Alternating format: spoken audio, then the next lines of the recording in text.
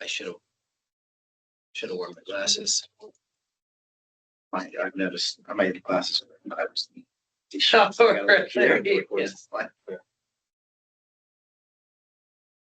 Recording has started, just so everybody knows. Okay, thanks. Swears. Allow me. Actually, Gary, I'm gonna stand there and just shut your computer over. Okay. Sounds good. Hi, am I audible? Yep. Yep, you sound good. Yep.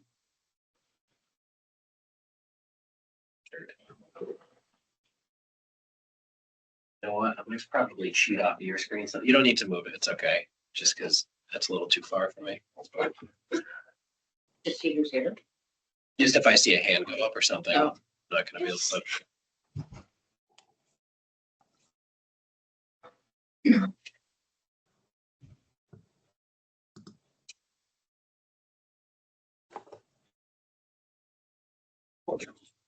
Think you do.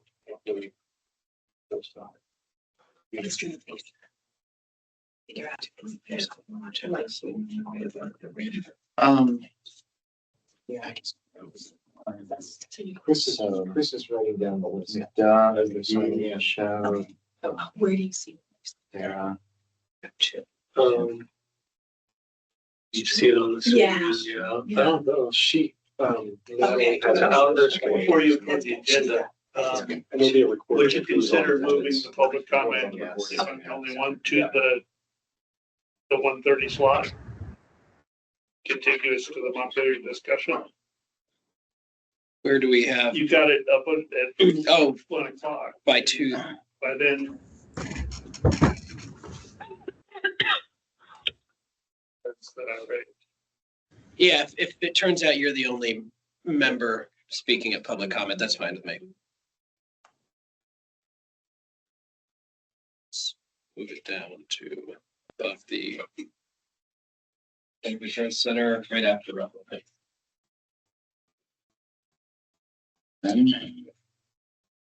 One, two, three, 6, 7, 2 more for Kelly. Oh, we got you. More for Kelly. Okay. Bruce Cheeseman just regretted last minute, so he won't be fair. Oh, okay. Hey, everybody, just for those that have just jumped in, we're just about to hit quorum. We're waiting on at least one more board member to join, and then we can call to order. So thank you for waiting patiently. In the meantime, you can review the agenda, and we'll launch right in.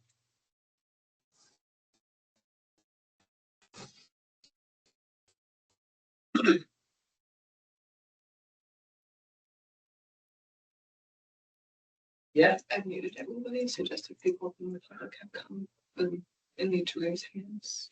Got it. Just have to give instruction today. Okay, yeah.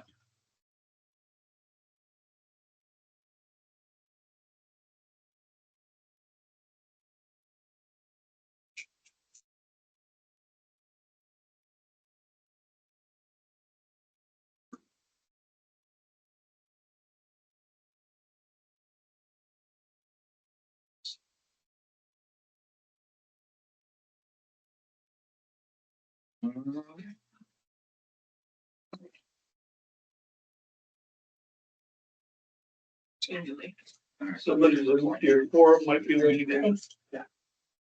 Okay, great.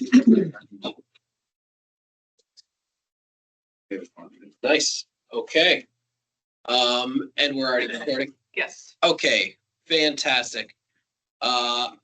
Welcome everybody to the Vermont Community Investment Board. Scary that I still have to look at my notes to remember the new board name. I'm Alex Farrell, chair of this body, also commissioner at the Department of Housing and Community Development. We have a very full agenda today.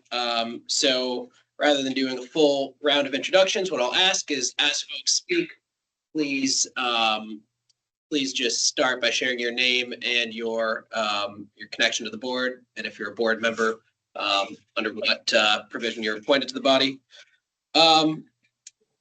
So up at the top of the agenda, so I guess before I say anything from staff, do we have any additions or changes to the agenda? No changes. Okay, so we have one member of the public here to comment on one particular agenda item. So what I want to do is I just want to quickly check to see if we have other members of the public that wish to speak during public comment. And I'll say, aside from applicants or parties to an application, if you're an applicant or party to an application, you get to speak during your agenda item. If there's nobody from the public that wishes to comment outside of applicants, I'm going to move public comment down to the one agenda, to above the one agenda item to which the public is here to speak. So Mr. Whitaker has already said he's here to speak to the Growth Center, the Montpelier Growth Center. I see we've got another member of the public here. Is there anything that you're going to chime in on? No. Okay, anybody on the screen that plans to speak during public comment? You can use the raise hand function. Okay, so then I'm going to make that change to the agenda. I'm going to move public comment down to just after Rutland's NDA boundary amendment and before Montpelier, the discussion on the Montpelier City Growth Center boundary amendment. Okay, so we will then move straight to the consent agenda, assuming all parties have reviewed the consent agenda. Do I hear a motion to approve the consent agenda?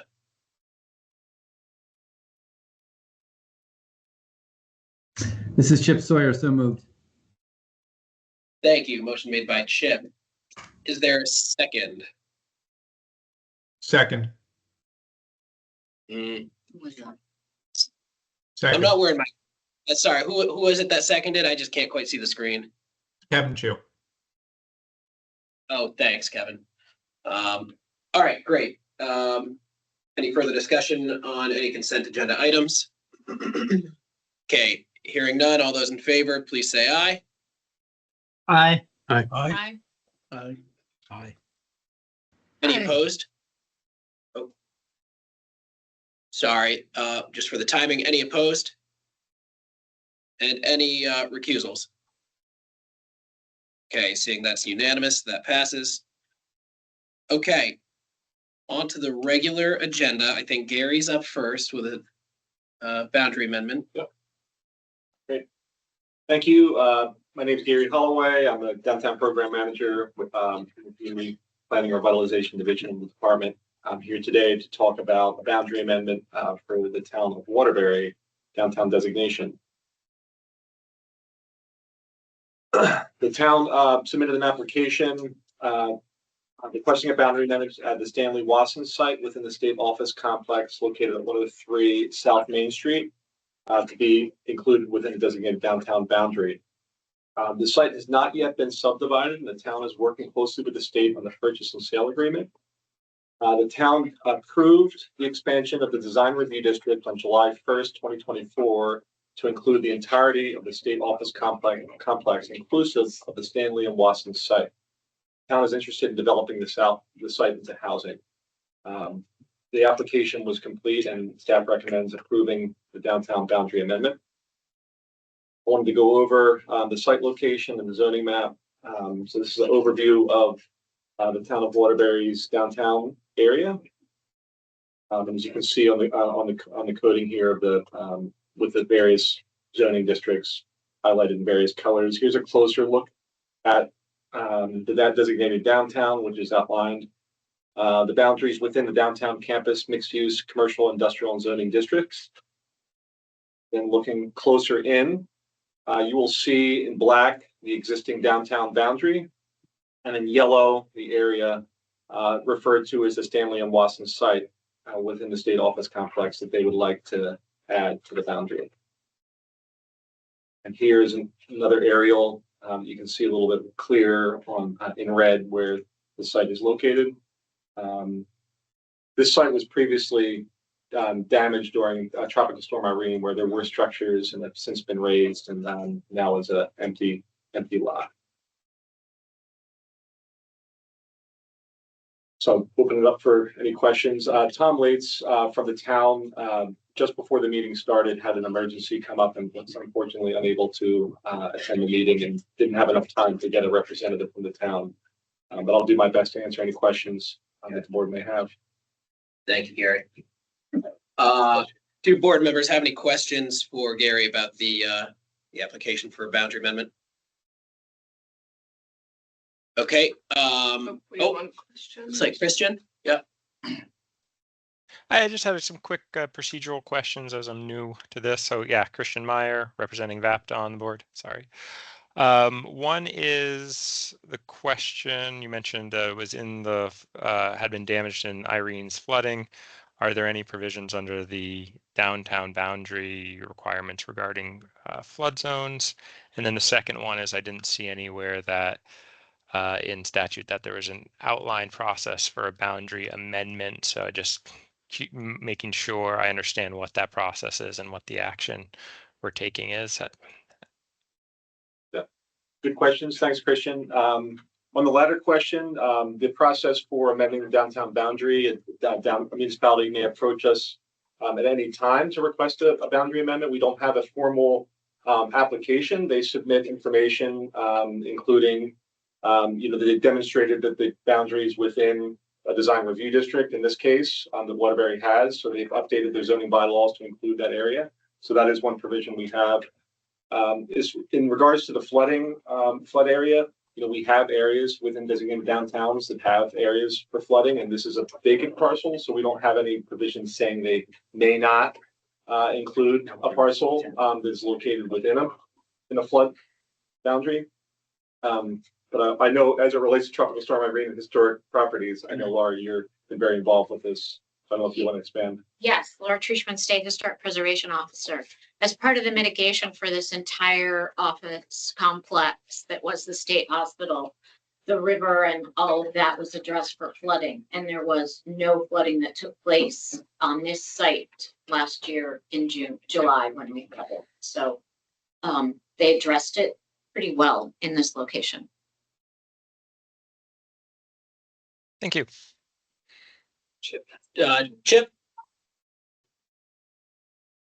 Yeah, there was a mention in the application of the lot not yet being subdivided. Do we need to make this motion contingent upon a subdivision taking effect? I don't think we do need it to be subdivided. Right? We have state properties, Chip, located within designated downtown. So unless the state has an issue with the property being located within a designated downtown boundary, I don't see a reason why, because the subdivision hasn't taken place, that they wouldn't be able to do that. Yeah, my concern is more about whether or not the actual parcel exists yet.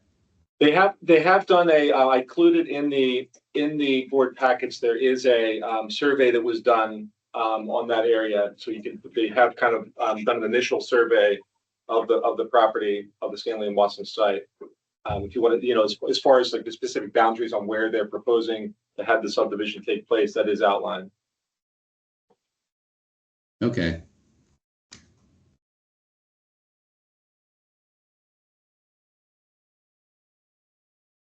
Any other questions on this?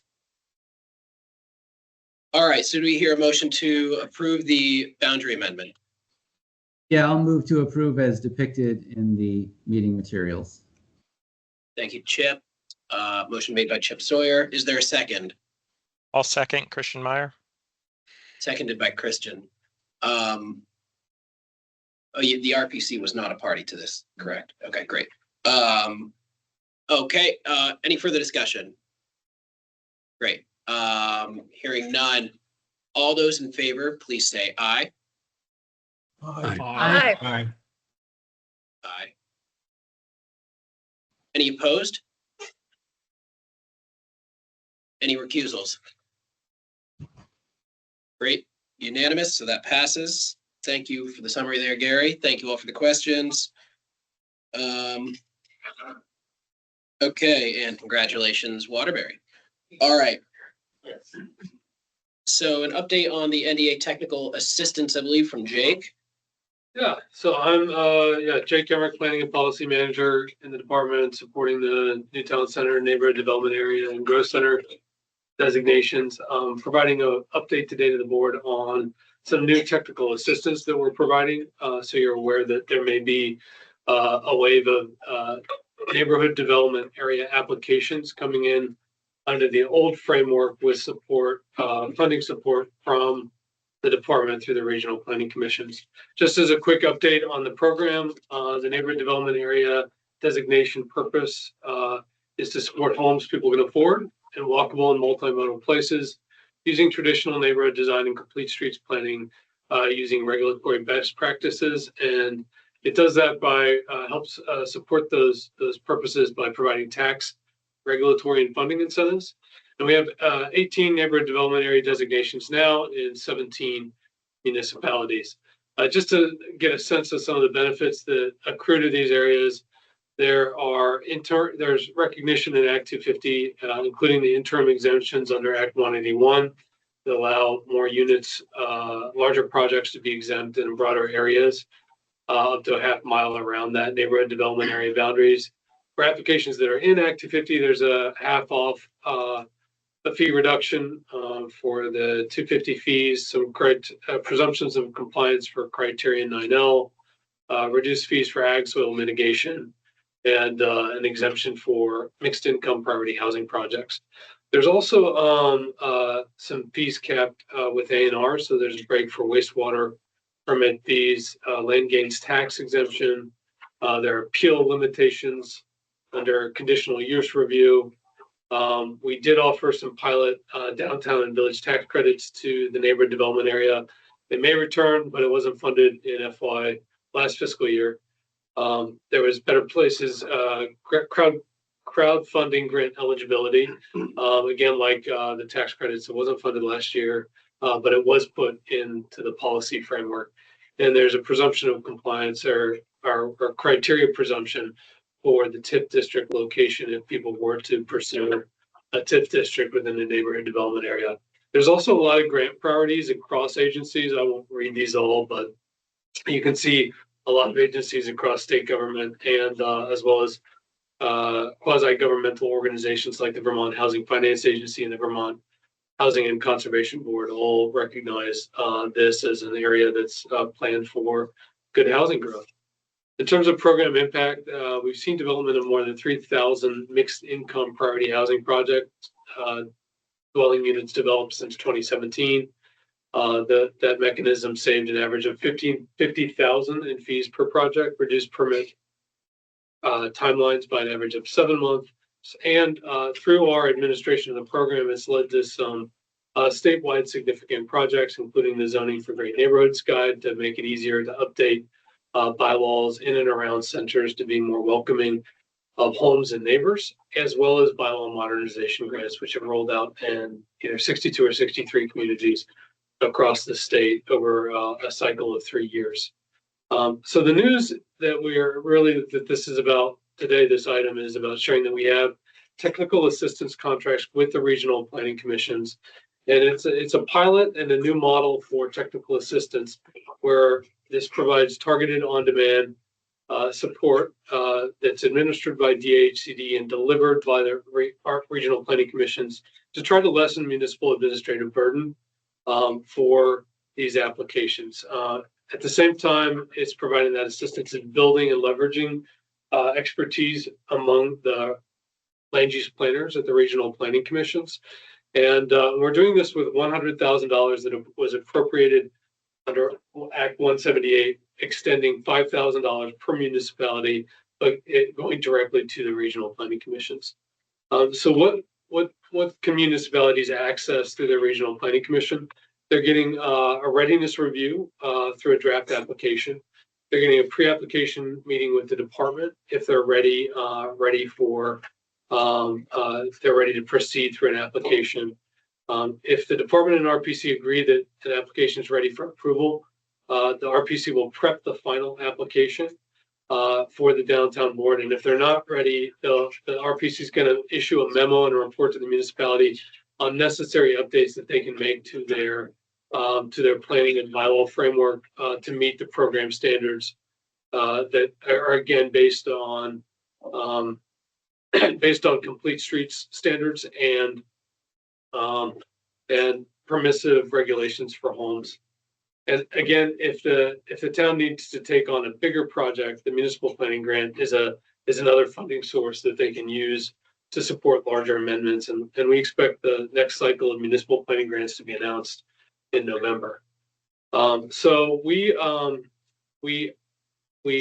worked with the regional planning commissions to ask them if they had interested in communities. The RPCs have come back so far with this list of 16 communities who are 75 or a little over 75% claimed. That includes Arlington, Bradford, Brandon, Bennington, Dover, Essex, Fairhaven, Ludlow, Milton, Moretown, Northfield, Plainfield, Richmond, Rockingham, Springfield, and Shelburne. So a good list of really diverse towns. And we still have some other communities that are considering an NDA outside this funding stream, and that includes Cabot, Fairleigh, and Woodstock. So why go to this effort, given that we're going through this whole transition and Act 181?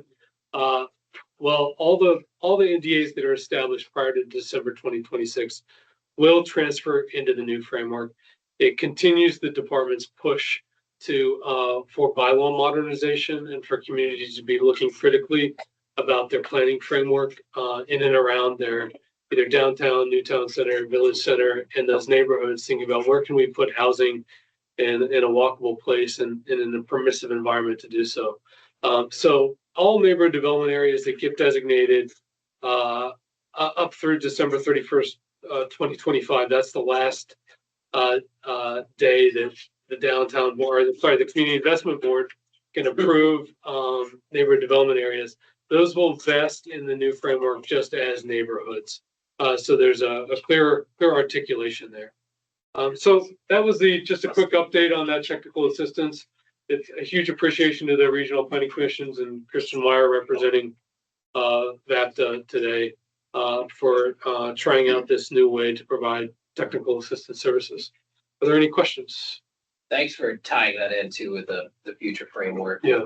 Act 181. I think it's good to keep reminding folks of why it's still going to be important. What questions do we have from the board for Jacob? And yeah, Christian, thank you for what you'll be doing with this. Okay. All right. Thanks. Thanks for the update, Jake. And I think we're still with you, correct? Yeah, so the next up, we have an application for a new neighborhood development area designation in the town of Highgate. So just as a reminder, this is a program built around the designated core or designated center. If we're talking about a neighborhood development area around a downtown, we're looking at a half-mile radius or buffer for the potential eligible area, which is roughly a 15-minute walk shed in most places. And then if we're looking at a village center or new town center, we're looking at a quarter-mile buffer, which is a 5 to 10-minute walk.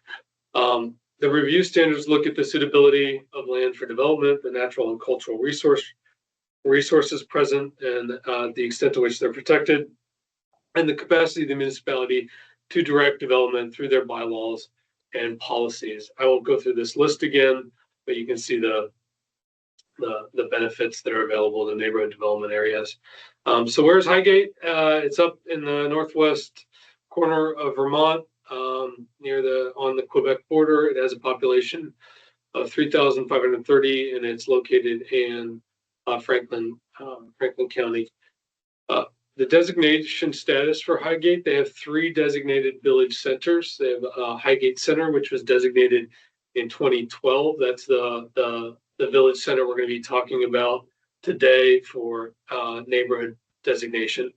They have Highgate Springs, which is a little over by Lake Champlain, Missisquoi Bay, and Highgate Falls near the Missisquoi River, just south of Highgate Center. So those are the 3 designated centers in Highgate. Here you can see both the Highgate Falls and Highgate Center. We're just talking about Highgate Center today. In the yellow is the designated village center, and there you can see the quarter-mile area planning buffer around Highgate Center. We have a proposed boundary for the NDA of the designated village. So this would be a neighborhood development area that's just going to overlay on top of the designated village center. It's not going to extend beyond that. And I should add that this application received great support from Northwest Regional Planning Commission and the outgoing interim town administrator, Carrie Johnson, in the town of Highgate. We looked at their zoning in the town of Highgate. This is the town-wide zoning map. Just to zoom in a little bit more, you can see it's a little bit fuzzy, and it's at a different scale, these two maps, but the village center is in the town center zoning district. That's been confirmed by the town officials and the regional planning commissions. So that's the zoning district that's under analysis for this application.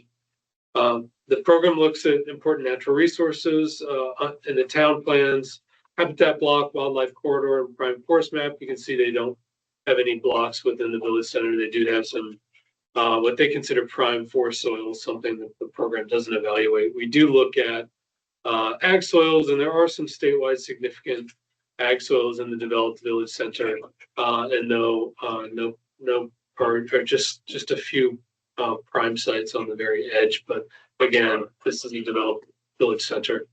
Flood hazard and river corridors are not present within the village, but you can see it is somewhat close to the river there. But uphill from the river, these are the steep slopes surrounding the designated village center. So this neighborhood development area would be outside, or would not include steep slopes. And I'm gonna. There are a lot of amenities in this village. I'm going to zoom in and talk about those just a little bit more after talking about the sidewalk network. The town of Highgate's really been proactively expanding its sidewalk network. This is just an example of a new sidewalk on a side street called Lampkin Street. In 2024, they were just awarded a VTrans Bicycle and Pedestrian Program Award of $364,000 to put in new sidewalks. And this is a continuing trend. In 2017, they had a sidewalk ribbon coming Walk to School Day for a new network link, making a safer route to school in the town of Highgate. It's a community anchored by a village green. And so here you can see a picture of the village green. If you hold that picture in your mind, you'll see it again on a master plan that they've done or a specific area improvement plan for the village core. But in terms of amenities, tons of amenities in this village. So hockey rink, Lamoille Valley Rail Trail, post office, bus stop, fire department, grocery store, library, gas station, hardware, and town greens, so some recreational amenities in the area. They did a specific area improvement plan in February of 2024, a village core master plan project to look at some amenities across from the town green, which is that lower wedge there, to examine how could we fit in some additional parking spaces off Route 78 with some commercial fronting area, support an elderly or senior housing project, and fit in library building and community center. So it's a great visualization of how they're looking to connect green space with civic amenities, with approximate parking, new housing, and commerce right at the heart of their village center. And this would create this vision would create 30 apartments of senior housing, which has I'm just going to admit in a guess. Sorry. Okay. Which has support from Cathedral Square as the developer in this location. So those are just some of the things that this plan focuses on. This is the site. I'd just like to interject something. Could you back up one slide again, please? Oh, yeah, sure. So just real quick, Richard, Okay. representing the town today. Thank you. I'm not a professional, so excuse some of my interruptions. It's okay. That corner that you see that's owned by private property. Yeah. The town, it's for sale, and the town is under preliminary investigation of possibly buying that, which would be, that square would be all ours. So this corner Great. in white, we're looking at it to purchase that also. Oh, great. That's great. And not to put you on the spot, is there a longer term vision with that acquisition the- or?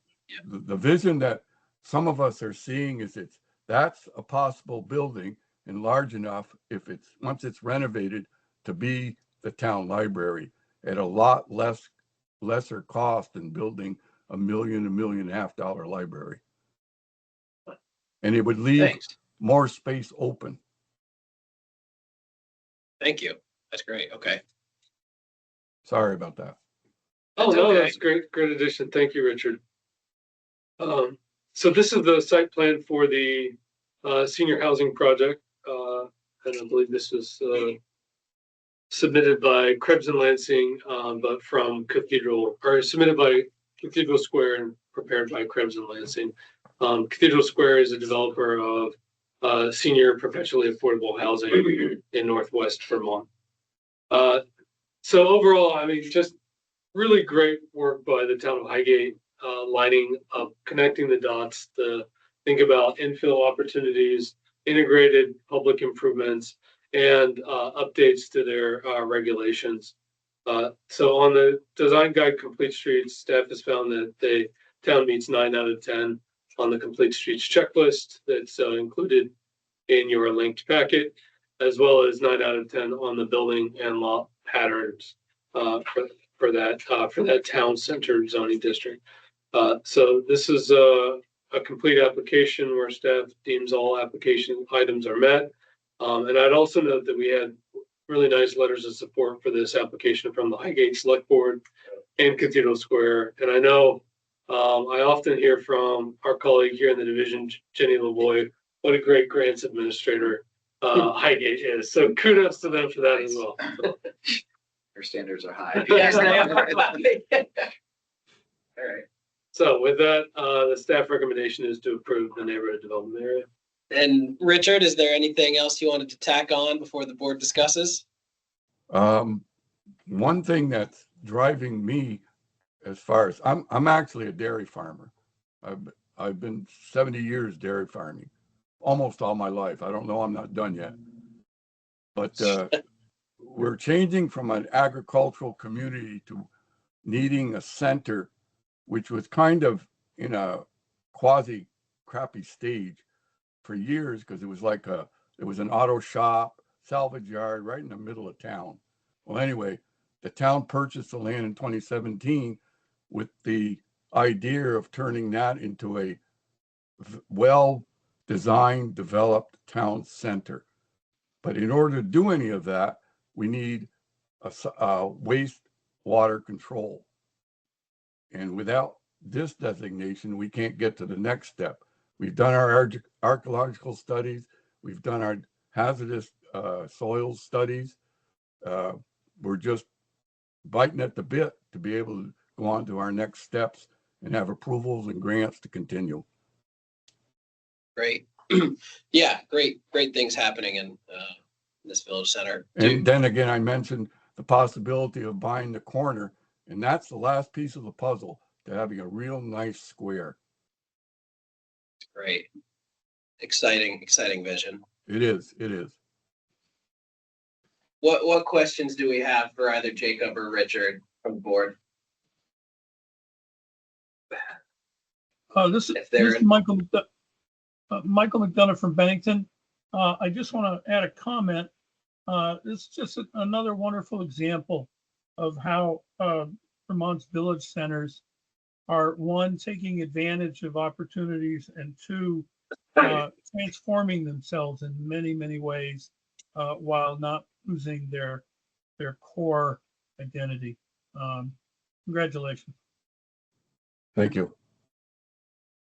Yeah, very well said, Michael. Okay. If there are no further questions or comments, we could entertain a motion. Michael McDonough, I would move. Motion by Michael McDonough. Is there a second? I'll second. Laura Trishman. Seconded by Laura Trishman. Any further discussion before a vote? All right, all those in favor, please say aye. Aye. Aye. I, Aye. Any opposed? Any recusals? Unanimous, so that passes. Congratulations to the town of Highgate. Richard, thank you for representing the town today, and hopefully you can pass along the good word to others there. I want to thank the board for their vote. It's Thank dearly you. appreciated.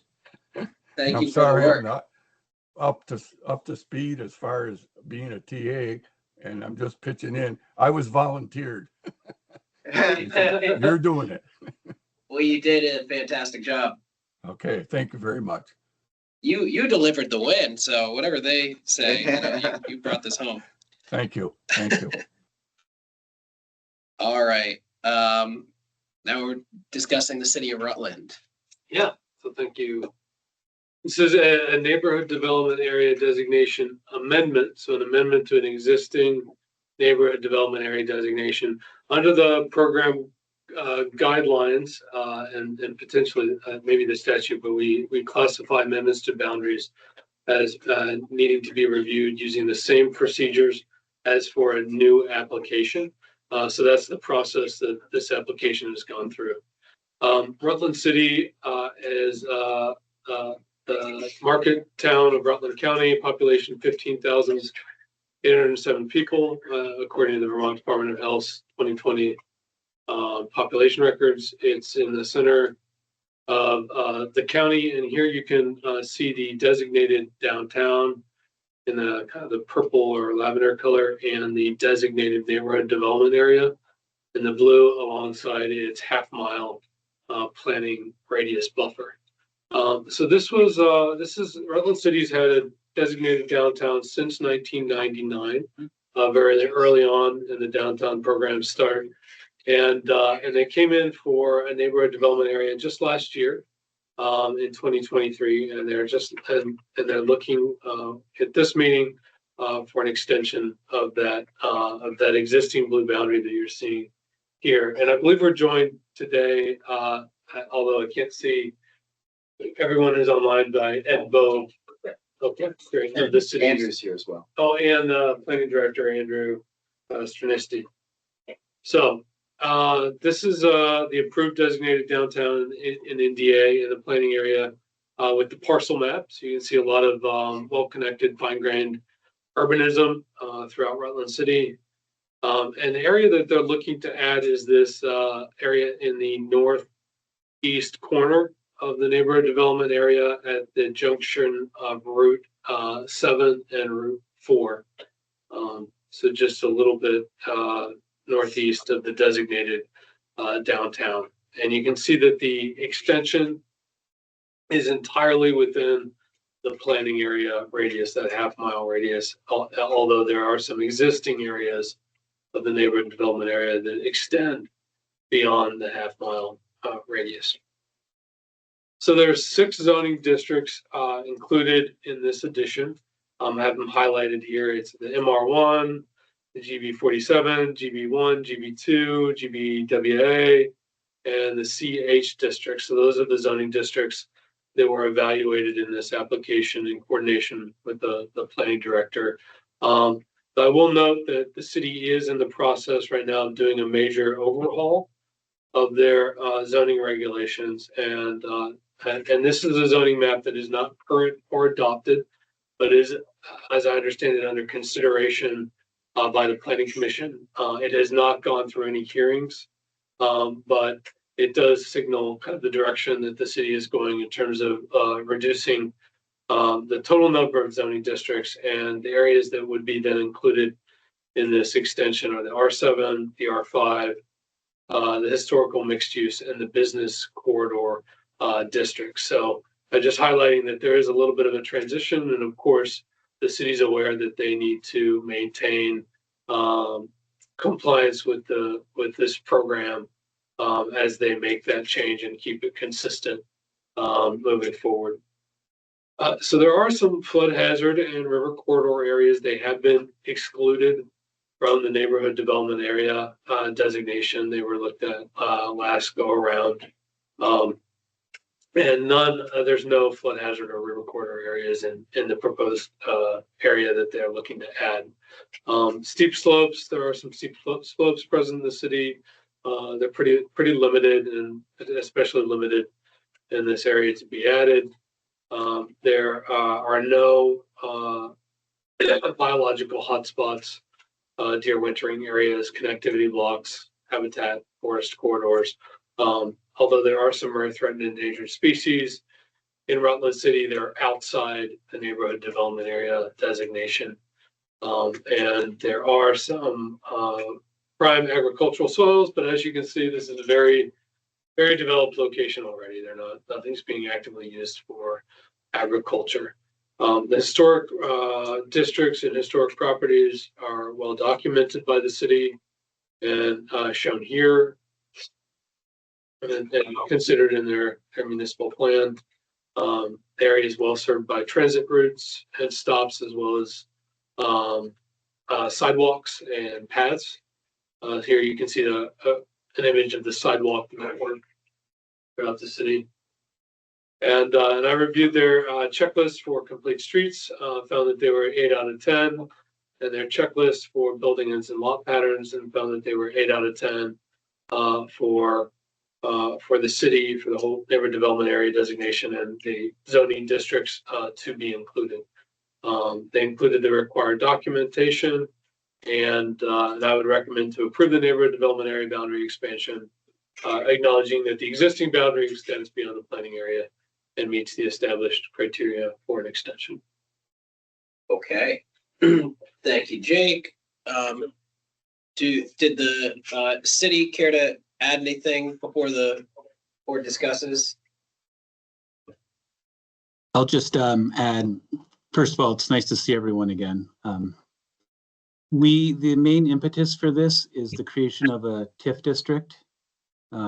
Along with the other benefits from NDA, we're looking to set that up. We're actually submitting a letter of intent to VEPSI for the TIF today, hopefully submitting the application in January, and this will correspond with that. The area right at the intersection in the heart of the new proposed amended area is one of our redevelopment areas that we have a lot of interest. I don't know if anybody knows Rutland, but it's the intersection of Woodstock Avenue and Main Street. It's one of the busiest intersections in the state. So with some of that development potential, that whole strip there will now be included. Again, it's this weird mid-century sprawl type area we're trying to retrofit. So the NDA would definitely further that initiative, as well as aligning with the TIF district. So that's the main reason for the amendment. Thank you. That's helpful context. What questions do board members have?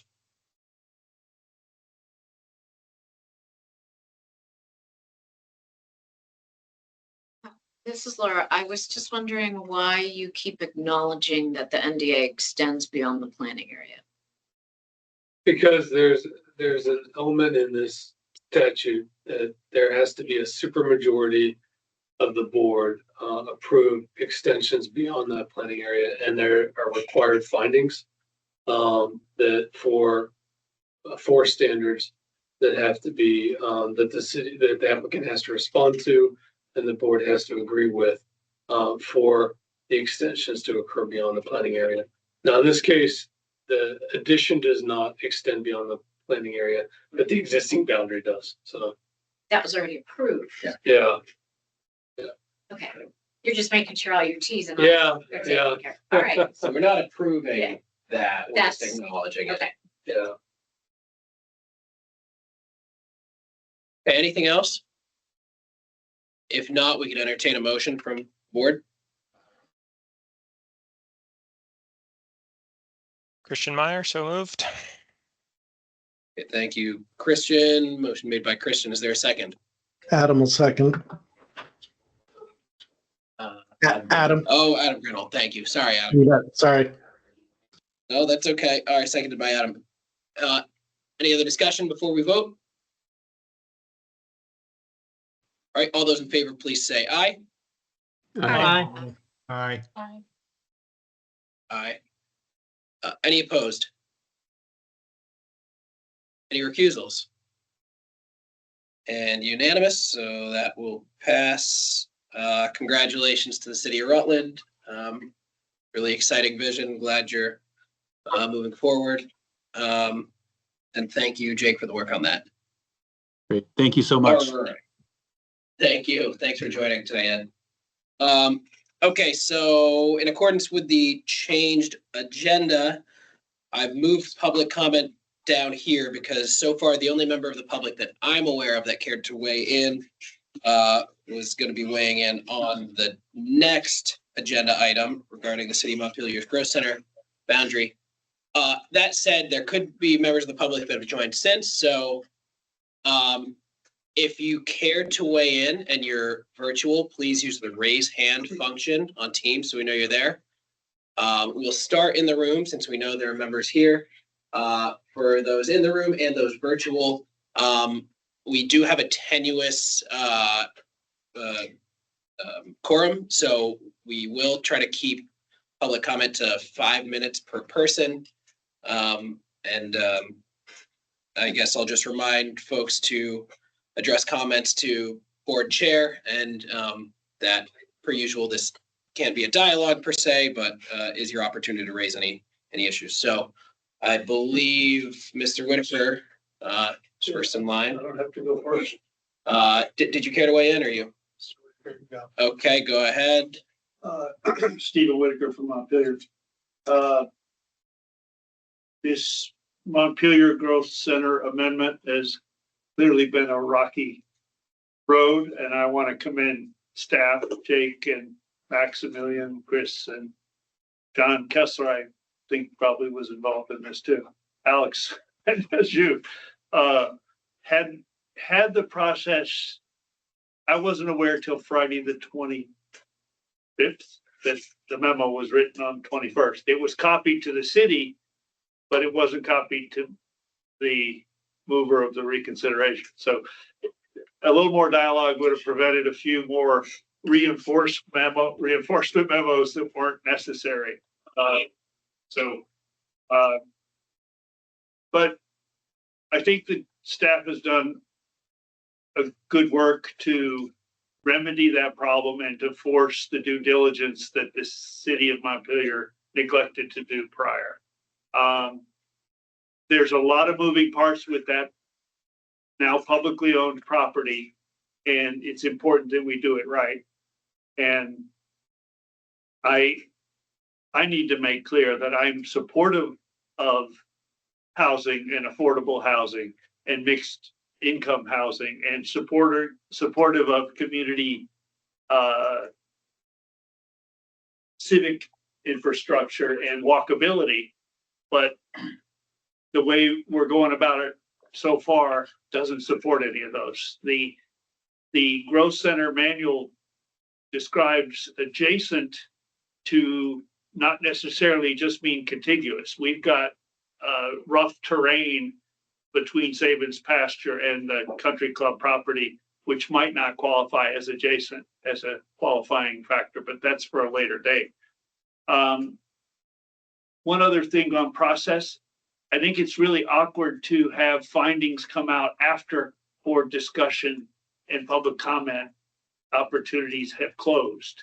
I think that when you're doing these complex things, the findings need to be out there for review, so that if there are errors or omissions in those findings, they can be raised in the context of public comment, not 30 to 60 days later. So that's just process. But I think what I've mentioned several times, that I believe Montpelier will need to proceed with this in the nature of a new town center. And I understand that statute only anticipated new town centers to be for towns that didn't have a town center: Colchester, South Burlington, Berlin. And I believe this statute is phrased in a way that precludes an existing town center to also adopt a new town center.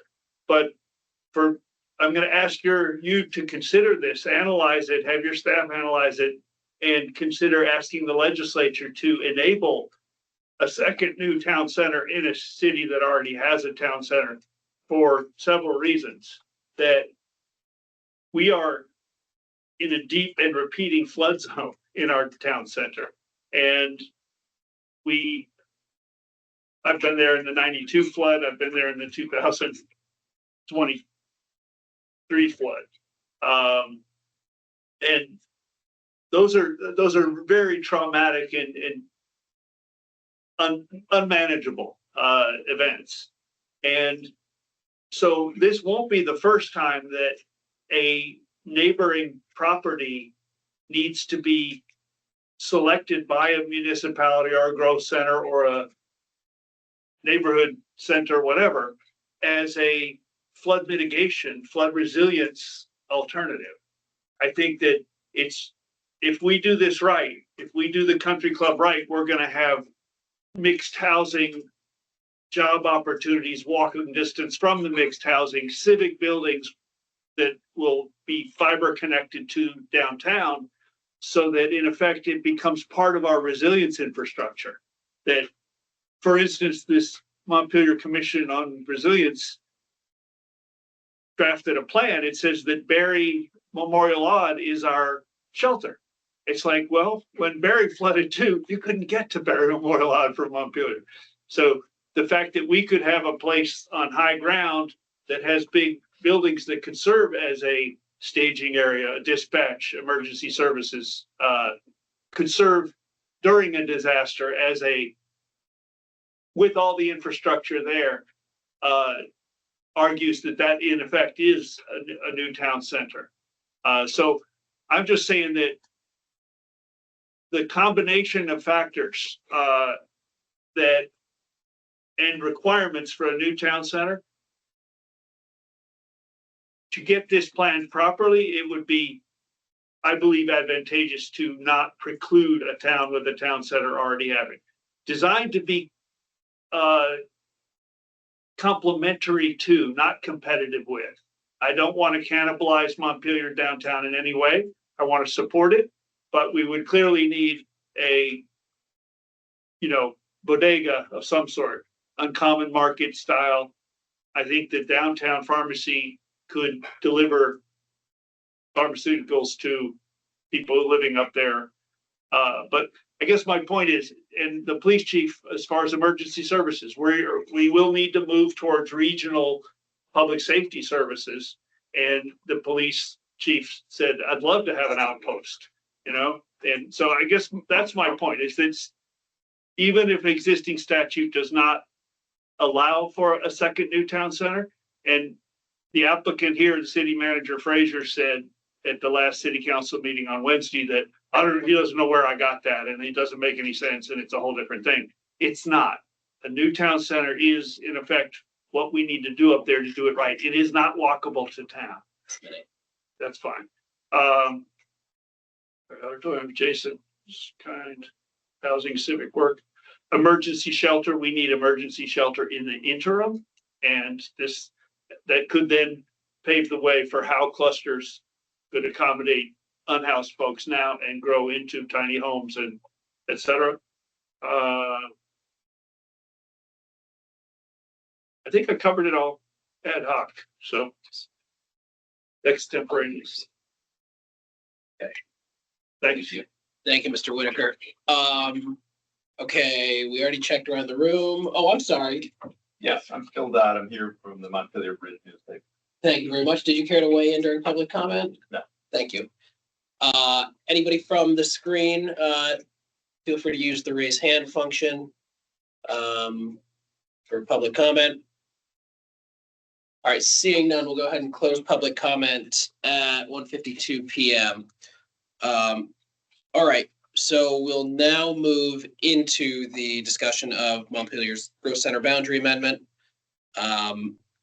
Folks have received a staff memo with a recommendation.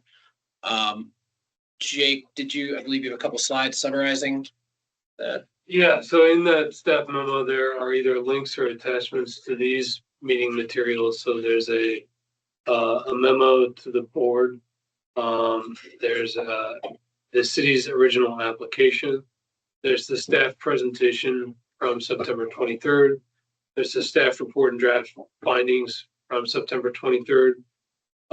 We provided the Growth Center 5-year review process adopted by the board in 2012, as well as the current 5-year review process. It's not listed here, but there's the proposed Growth Center boundary as revised by the city on 10/18, responsive to that 9/23 motion. I have a link to Act 181 in your board materials, a link to the Growth Center statute in your board materials, and then a link to the interim exemptions for Act 250 in the materials.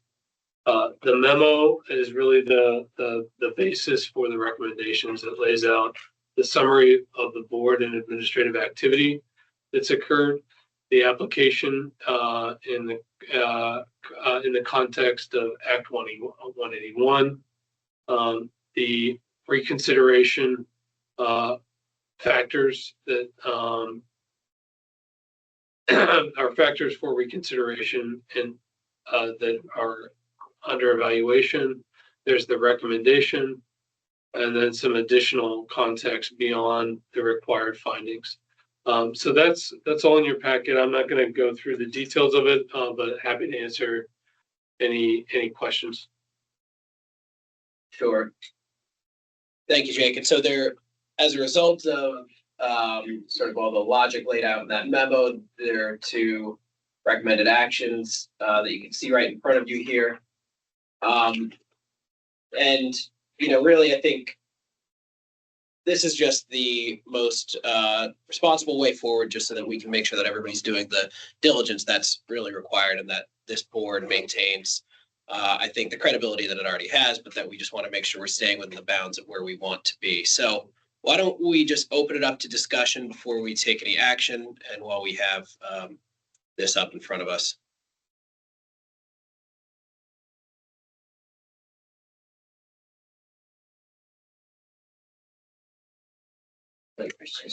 Oh, great flag. So I'll just note, Christian, thank you for raising your hand here. With the RPC being a party to this action, and we do have staff attorney, staff counsel present, I believe, Christian, you may need to recuse from the discussion of this item. It looks like that's probably what you're bringing up here. But let me just look to Max. Is that my interpretation right? Yeah. So Christian was there. Was that what you were about to address? Exactly right. Yeah. Thanks for catching it. I was supposed to beforehand, so appreciate that, Christian. So yeah, Christian, given his role with the RPC, will be recusing from this discussion. Thanks for catching that. Do others have questions of Jake here? Yeah, Michael. Not so much questions, except one that just came up. That doesn't have any implications on our quorum, does it? Good catch, Michael. I was concerned with that, but it looks like we right now do still have enough, even without Christian. Yeah. So yeah, that brings us to. Yeah, yeah, McD. I've been watching closely. I just have some general thoughts, and they're about simplification, new coordinations, and new definitions of how all of us in this area of development and land use in Vermont are facing. My first comment relative to that would be, I do appreciate the suggestion by staff and the chair that we allow ourselves and Montpelier to take a timeout, and I will support that. And I'm also acknowledging the comments that Mr. Whitaker made today. in one respect, not because the World Series are on tonight, but it's a whole new ball game in many regards. And it's going to be difficult, and there's going to be a while before we reach what I would describe as the level of comfort and ordinariness that we had the luxury of prior to this rethinking of so many things in terms of town plans and regional plans and Act 250. And it's all it's all coming down like a ton of bricks. But I'm truly hopeful that the bricks will all repile themselves. And I have, as I said, I have optimism for that. But it puts a lot of onus on ourselves, and I apologize for going on here. It puts a lot of onus on ourselves as board members and as staff to really do our due diligence in understanding how all of this impacts our meetings. And so I look forward to those further discussions and further understandings. And I think it's a new opportunity for municipalities and state regulators and state citizen regulators, if that's what we might call ourselves, to really work together in moving ourselves in new directions with hopefully wonderful outcomes. Yeah, thanks for saying that, Michael. I mean, we're obviously operating in a time of massive change of land use in Vermont, so I think it's fair that this body is struggling with some of these questions when our landmark land use law is being updated, and we're operating right in the middle of that change. So I appreciate your comments, Michael, and you've been here through a lot of it. So thank you. I think, is Jamie the next hand that I saw? No, it was going to be a reaction. Go Yankees. That's it. Keep going. Yeah, thank you. I appreciate that I'm not the only one here. So thanks for that, Jamie. Okay, is that Bill? Yep, Bill. And so in this case, Bill's speaking as an applicant. So please go ahead. Yeah, thank you. Bill Fraser, Montpelier City Manager. I got a lot to add here. I'll try to take this. You know, like the prior applicant Rutland, we are seeking this growth center amendment to eventually move to a TIF and to then create housing. We have the potential to create up to 300 or 400 housing units, much needed. That's the reason the city took the bold step of purchasing this property. You know, I'm trying to think of the best way to say it, but I think, so first of all, I'd say that the city's application was made in complete consistency with what was asked of us by the state, and we provided everything. And when there was some discussion that we had not yet completed the amendment to our plan, I think we were more than happy to accept a condition that this approval be given once it is included in our master plan. We understood that, and therefore following all the due diligence. To massively change the rules and undo a 12 years process and revoke a boundary adjustment in the middle of the game, since we're using, you know, World Series, it'd be like saying suddenly now there's only 2 outs in an inning, or there's 4 outs, you know, in the middle of the World Series. That's just, I've been in government a long time and haven't seen a change that dramatic made while an application is on the table. You know, we're not seeking to disrupt. We understand there's a lot of changes in land use, and most of the changes are being done to accommodate housing in a quicker way.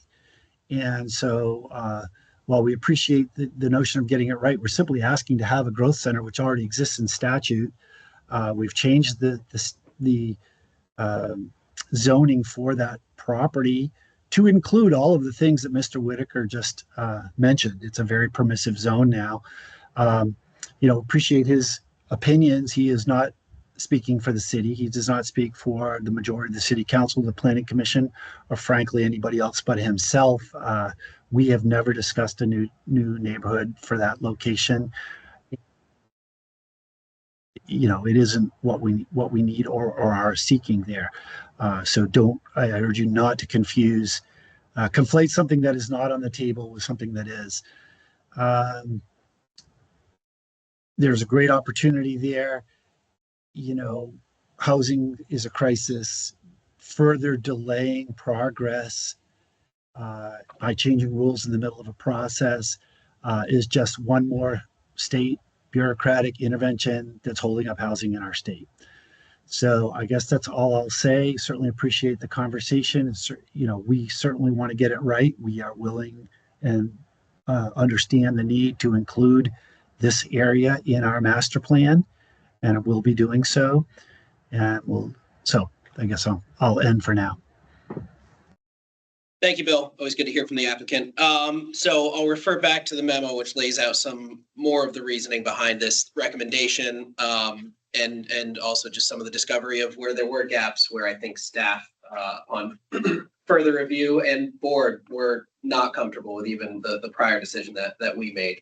So I think the case has been laid out, and the offer of continued support to the city is also there to make sure that we get this right and we get there. So I won't speak for the whole board, but as chair, I'll say this is not a lack of support for the vision for what this parcel could be. And I actually believe that everybody on the board supports that vision. And so I just want to be clear that voting along with these staff recommendations is not a rebuke of that vision or more housing.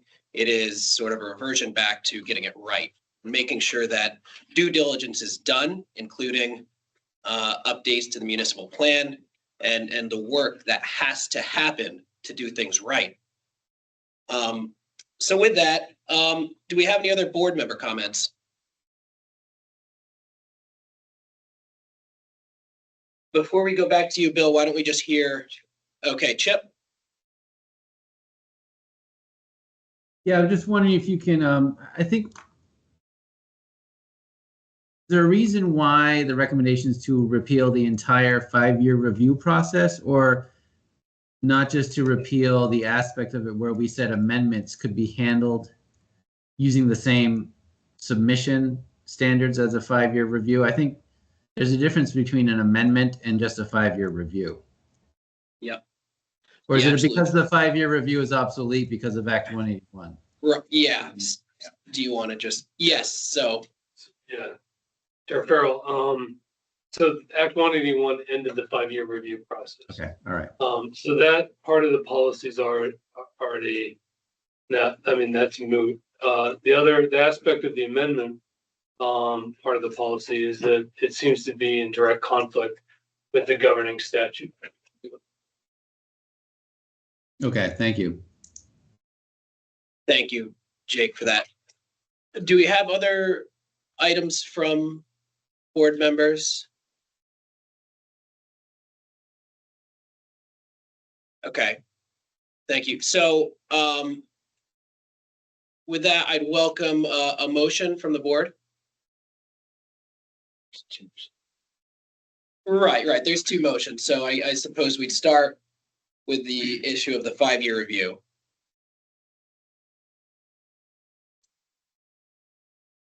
This is Chip. I move to repeal the 5-year review process that first was developed for growth centers in 2012. Sarah Thanks for Battle, that. second. Thank you for the second, Sarah. Any further discussion on the repeal of the 5-year review process before a vote? Okay, we'll take a vote. Assuming it's unanimous, we won't need to do roll. Someone who's going to represent each of those 8. Oh, Christian's recused. that's true. Since Christian's recused, we do need to do a roll. So I don't know if Natalie or you. Okay. Mr. Greenwald, Yes. Amy Bell, Yes. Chip Sawyer, Yes. Christian Myers recused, Jamie Lee, Yes. Kevin Chu, Yes. Laura Trieshman, Yes. Mike DeRochers, Yes. Mike McDonough, Yes. and Gavin Boyles, who's standing in for the treasurer today. Yes. Sarah Had, Yes. Alex Farrell. Yes. Moving on to the second issue, do we hear a motion now on the revocation of the 923 boundary amendment approval?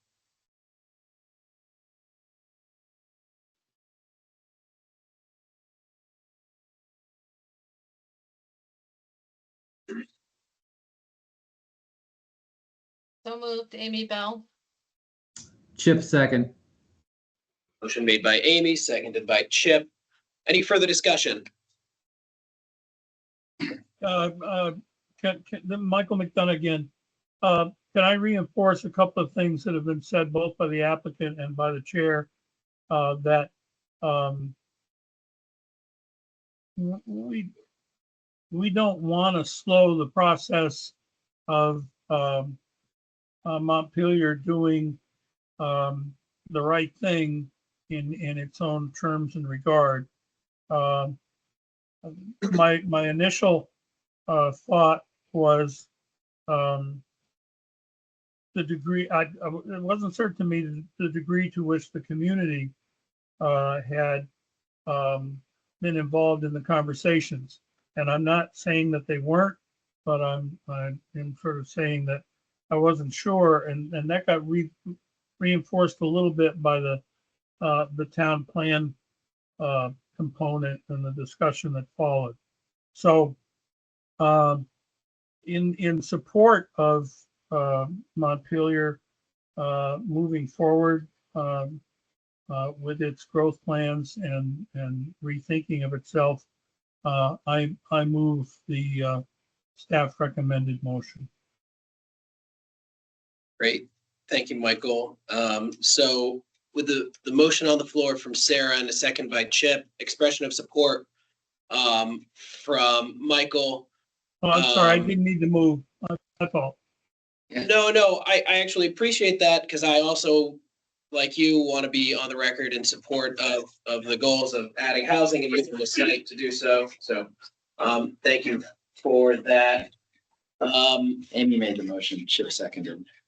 Okay, and then I do see hands from the applicant. We will take the vote first and then we can hear from the applicant. Okay, so why don't we call roll? Adam Grinnell, Yes. Amy Bell, Yes. Chip Sawyer, Yes. Christian Myers recused, Jamie Lee, Yes. Kevin Chu, Yes. Laura Trieshman, Yes. Mike DeRochers, Yes. Mike McDonough, Yes. Gavin Boyles, Yes. Sarah Had, Yes. and Alex Farrell. Yes. Okay, thank you, everybody. Obviously a difficult process to get where we got, but staff stands ready to support the next steps as the city said its next options here. We do have hands from the applicant, so we'll go in order. Bill and then Mike. I'll just flag. We now that we've taken the vote, we will want to move on to the next agenda item. So if you can try to keep comments succinct, that'd be great.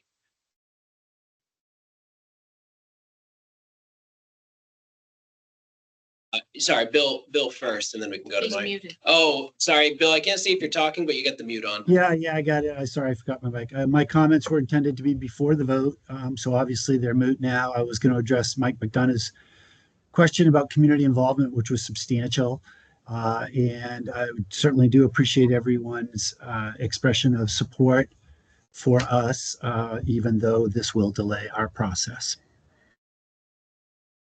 Thank you, Bill. I saw Mike, you had your hand as well. Yeah, sorry I missed the start. I was going by the agenda. Thought it was going to be on a little bit later. So yeah, I just was hoping to get on a little bit before the vote on that one, just to point out that the rules that went into effect for making boundary adjustments in 2012 they were designed to allow for the shrinking of the Montpelier's boundary at the time. So the rules were adjusted to make it easy to decrease the city's boundary. And now with us adding back in the pieces that had been removed, now the rules are adjusted. So I just wanted to point that out at the time. Thank you. Thank you, Mike. Yeah, the history is absolutely important context here, and I appreciate Jake for walking us through how we landed where we did. All right. So thank you all for working through that. Do we have anything under old business, any new business? We don't. All right, great. Seeing no further business before this body, we are now adjourned. Thank you very much.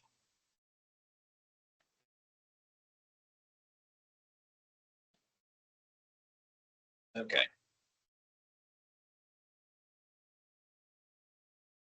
Thanks, everybody. Oh, recording. Okay, cool. I'm out of the. You taking that for? Gonna give her mine. So you look like you were leaving with it. I like Recording end button. Yeah, I did it. I mean, I'm Sorry, call it through down. You should give me a I've been mail. under the weather. I'm sorry. Yeah. Thanks, everybody, for coming. Thank you, Steven. Yeah, I I think think.